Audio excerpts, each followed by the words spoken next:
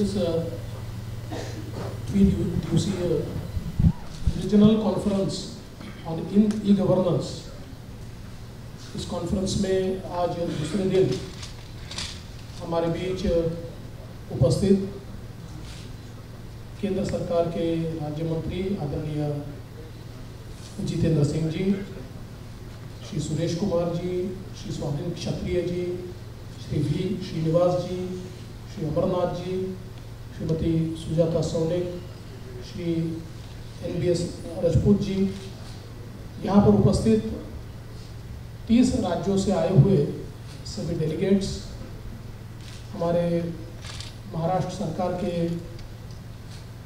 अधिकारी, पूर्व अधिकारी और उपस्थित सभी बहनों और भाइयों, मैं ऐसा मानता हूँ कि एक बहुत अच्छी पहल इस कॉन्फ्रेंस के माध्यम से हो रही है।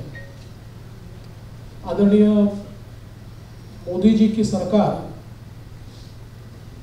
जब से देश में आई तब से प्रधानमंत्री जी ने लगातार ये प्रयास किया कि हम लोग गुड गवर्नेंस दें, और गुड गवर्नेंस की जो की है, चाबी है, वो ई गवर्नेंस में है। टेक्नोलॉजी जो होती है ये लेवलर होती है। टेक्नोलॉजी ये रिकॉग्नाइज नहीं करती कि व्यक्ति स्त्री है या पुरुष है, ये किस जाति का है, किस समाज का है, पैसे वाला है या गरीब है। टेक्नोलॉजी एक ऐसा टूल है कि जो सभी को एक पटल पर लाकर और सभी के साथ एक व्यवहार करते हुए वो डिलीवरी सिस्टम तैयार करती है। और हमारे देश में अगर हम हिस्टोरिकली देखें तो दो चीज़ों का हम लोगों को बहुत नुकसान हुआ है। एक, जो हमारे गवर्नेंस में रिजिडिटी है, जो हमने बहुत भारी ऐसी प्रोसेसेस तैयार की है, और दूसरा हमारी डिलीवरी सिस्टम, जिस डिलीवरी सिस्टम में बहुत ज़्यादा लीकेजेस हिस्टोरिकली तैयार हुए हैं। आज हम लोग ये देखते हैं कि टेक्नोलॉजी ने इन दोनों चीज़ों को एक प्रकार से पाटने की कोशिश की है। आज जिस प्रकार के गवर्नेंस इनिशिएटिव प्रधानमंत्री जी लगातार ला रहे हैं, और केवल ई ऑफिस नहीं तो हर तरह के ई इनिशिएटिव्स के कारण एक अकाउंटेबिलिटी आ रही है, एक ट्रांसपेरेंसी आ रही है, एक एफिशिएंसी आ रही है। और अकाउंटेबिलिटी, ट्रांसपेरेंसी और एफिशिएंसी ये गवर्नेंस के, मैं ऐसा मानता हूँ कि बहुत महत्व के पिलर्स हैं। आज जनधन, आधार और मोबाइल, इस ट्रिनिटी ने देश के डिलीवरी सिस्टम को बदला है। वैसे तो हमारे देश में गरीबी हटाओ का नारा हमने लगातार दिया, सारी सरकारों ने दिया। गरीबों के लिए स्कीम्स कई सरकारों ने तैयार की, किंतु ये सारी स्कीम्स में ट्रांसपेरेंसी का अभाव था, डिलीवरी सिस्टम एफिशिएंट नहीं थी, इसलिए देश के गरीबों तक ये स्कीम्स नहीं पहुंच पाई। प्रधानमंत्री जी ने एक ऐसी ट्रांसपेरेंट सिस्टम तैयार की कि जिस सिस्टम के चलते आज हम लोग देख रहे हैं, चाहे वो डीबीटी के माध्यम से हो या ई गवर्नेंस के माध्यम से हो, हमारी डिलीवरी सिस्टम के लीकेजेस धीरे धीरे दूर हुए और आज चीज़ें सीधा लोगों तक पहुंचती है। जिसके लिए चीज़ बनती है, जिसके लिए प्रोग्राम, जिसके लिए स्कीम बनती है, उस तक वो पहुंचती है। और इस ई गवर्नेंस का एक और फैसेट अगर हम लोग देखें तो इसमें संवाद, ये भी एक बहुत महत्वपूर्ण चीज़ है। जब तक हम लोग स्टेक होल्डर्स के साथ संवाद नहीं करेंगे तब तक स्कीम्स ये हमेशा ऑफिस स्कीम्स रहेगी, ऑन पेपर स्कीम्स रहेगी, लेकिन उसका डेमोक्रेटाइजेशन नहीं हो पाएगा। और एक बहुत बड़ा बदलाव जो प्रधानमंत्री जी ने टेक्नोलॉजी का इस्तेमाल करते हुए लाया, आज देश में जब भी कोई स्कीम अनाउंस होती है तो प्रधानमंत्री जी किसी एक राज्य में जाकर वहां डायरेक्ट इंटरेक्शन करते हैं और उस समय सारे राज्यों के साथ वो डिजिटली इंटरनेट के माध्यम से इंटरेक्ट करते हैं और उसके साथ साथ हमारे यहाँ पर जो CFCs है उसके माध्यम से कॉमन आदमी से भी वो इंटरेक्ट करते हैं। तो आज एक स्कीम जब रोल आउट होती है तो उसी दिन 3 से 4 करोड़ स्टेक होल्डर से सीधा संवाद ये प्रधानमंत्री जी का होता है।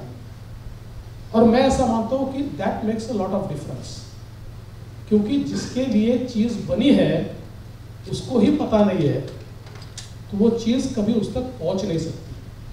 और मुझे ऐसा लगता है कि ये जो एक ई संवाद प्रधानमंत्री जी ने हमारे प्रशासन में लाया है, इसके कारण सीधे जब प्रधानमंत्री जी कॉमन मैन से बात करते हैं तो उसका अवेयरनेस भी बढ़ता है और अकाउंटेबिलिटी स्कीम की बढ़ती है और ओनरशिप भी बढ़ती है। तो मुझे लगता है कि ये जो एक परिवर्तन आज हम लोग देख रहे हैं, इसके कारण हमारे डिलीवरी सिस्टम भी इम्प्रूव हुए है और हमारा गवर्नेंस भी इम्प्रूव हुआ है। ये बात भी सही है कि हमको और बहुत आगे जाना है। आज हम लोग देखते हैं कि बहुत बड़े पैमाने पर हम लोग डेटा क्रिएट करते हैं। मैं एक बहुत बड़े बिजनेसमैन से एक समय बात कर रहा था और मैंने उनको कहा कि आप ये जो अलग अलग डेटा प्लान्स लॉन्च करते हो और आप इतना सस्ता देते हो, आप मुफ्त में डेटा देते हो, how do you sustain, what is your business plan? तो उन्होंने मुझे कहा कि देखिए देवेंद्र जी, डेटा इज न्यू ऑयल। मैं डेटा की ऐसी रिपोजिटरी तैयार कर रहा हूँ, मुझे डेटा में अब मैं लोगों से लूँगा तो 100 रुपया, 200 रुपया, 300 रुपया मिलेगा, पर मेरा डेटा जो कंज्यूम कर रहे हैं उसकी जो रिपोजिटरी मैं तैयार कर रहा हूँ, उसके कारण उस एक व्यक्ति ने इस्तेमाल किए हुए डेटा के भरोसे मैं लाखों रुपए कमा सकता हूँ।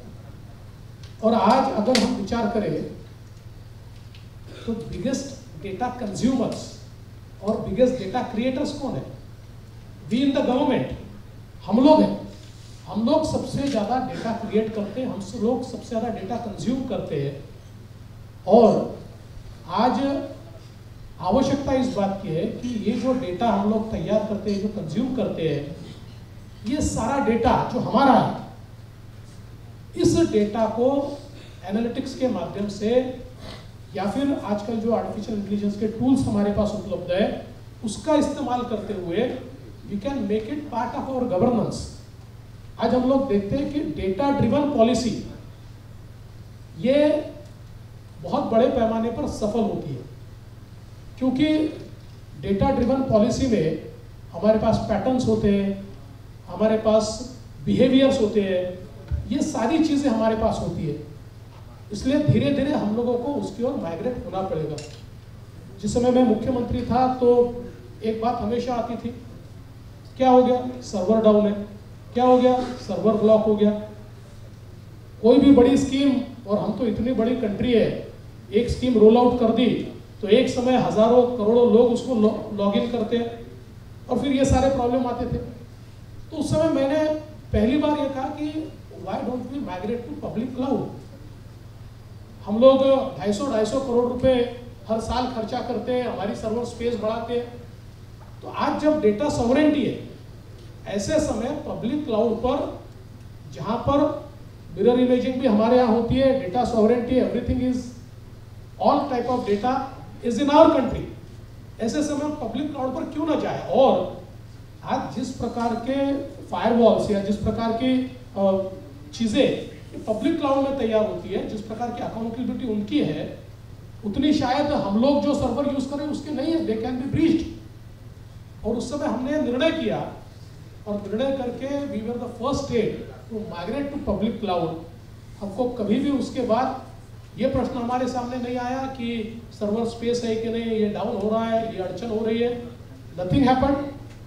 और साल के 250 करोड़ रुपए हम लोग बचा रहे और बड़े पैमाने पर हम लोग आज उसका इस्तेमाल करते हुए हमारे नए नए इनिशिएटिव्स ला रहे हैं। तो हम लोगों को ये विचार करना होगा कि आने वाले दिनों में हमारा डेटा ये हम लोग किस प्रकार से उसका इस्तेमाल करें, किस प्रकार से इस डेटा को हम लोग एक रिपोजिटरी के रूप में स्टोर करें, ये सारी चीज़ों की ओर आने वाले दिनों में हमको जाना होगा। आज हम लोग देखते हैं इतने अलग अलग इनिशिएटिव्स अलग अलग राज्यों में हो रहे हैं। अभी ई गवर्नेंस की बात हुई, बात सही है, ई ऑफिस हम लोग भी इस्तेमाल करते हैं। पहले ये होता था कि चूंकि लोगों को ये पता नहीं होता था कि उन्होंने जो निवेदन मुख्यमंत्री को दिया है वो कहाँ गया है, तो हर बार एक नया निवेदन वो लेकर आते थे और हर बार उस पर मुख्यमंत्री लिख देता था और वो वहीं जाकर अटकता था। आज ये परिस्थिति नहीं है। वो जब निवेदन लेकर आता है और अगली बार वापस आता है तो हम 1 मिनट में ढूंढकर उसको बताते हैं कि भाई आपको वापस निवेदन देने की आवश्यकता नहीं है, आपका निवेदन कहाँ पहुँचा है, उस पर क्या कार्रवाई हुई है। तो इससे एक अकाउंटेबिलिटी भी आई है और हमारा काम भी कम हो रहा है। पिछले समय क्षत्रिय जी जानते हैं हम लोगों ने आपले सरकार पोर्टल शुरू किया और इस आपले सरकार पोर्टल पे हम लोगों ने कहा कि जो भी आपका ग्रीवांस होगा आप इसको अपलोड कीजिए। उसको आप मोबाइल के थ्रू कर सकते हो, आप उसको आपके पीसी के थ्रू कर सकते हो, किसी भी माध्यम से आप कर सकते हो। और उसमें एक एसओपी हमने तैयार की कि कितने दिनों में उसको सॉल्व किया जाना चाहिए, अगर नहीं होता है तो वो कैसे एस्केलेट होगा। और उसका परिणाम ये हुआ कि इतने बड़े पैमाने पर लोगों के प्रश्न सॉल्व हुए। एक तो उसमें ऐसा उदाहरण है कि एक महिला को उसके लैंड एक्विजिशन के पैसे 30 साल बाद मिले, आफ्टर 30 इयर्स। और महिला की हालत ऐसी थी कि झाड़ के नीचे रहती थी, शी हैड नथिंग। और 30 सालों बाद उसको सीधे 17 लाख रुपए मिले, उसकी जिंदगी बदल गई। तो ये जो पावर आज हमारे ये सारे जो हम लोग इंटरफेसेस तैयार करते हैं, इन इंटरफेसेस की जो पावर है ये बहुत महत्वपूर्ण है। और सबसे बड़ी महत्व की बात यह है कि आज हम लोग माने न माने पर हमारी सिस्टम को करप्शन ने कहीं ना कहीं खराब किया है और कई लेवल्स पर वो होता है। और अगर इन करप्ट प्रैक्टिसेस से हम लोगों को बाहर निकालना है तो मुझे ऐसा लगता है कि टेक्नोलॉजी ये एक ऐसा टूल है कि जो इस करप्शन को समाप्त करता है। कई बार हम लोगों ने देखा है, हम वन विंडो सिस्टम करते हैं, सिंगल विंडो।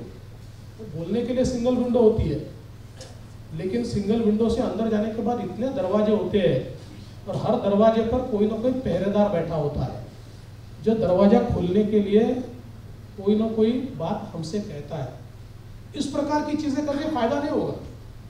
अगर हम सिंगल विंडो की बात करते हैं तो एंड टू एंड हम लोगों को प्रोसेसेस मेंशन करनी पड़ेगी, डिजिटाइजेशन करना पड़ेगा। और बैकएंड प्रोसेसेस जब तक हम तैयार नहीं करते, वहां पर जब तक हम इंफ्रास्ट्रक्चर तैयार नहीं करते, तब तक इस प्रकार के केवल आप अपलोड कर दीजिए, वो सिंगल विंडो है, उसके बाद फिर आपको हर टेबल पे जाना है।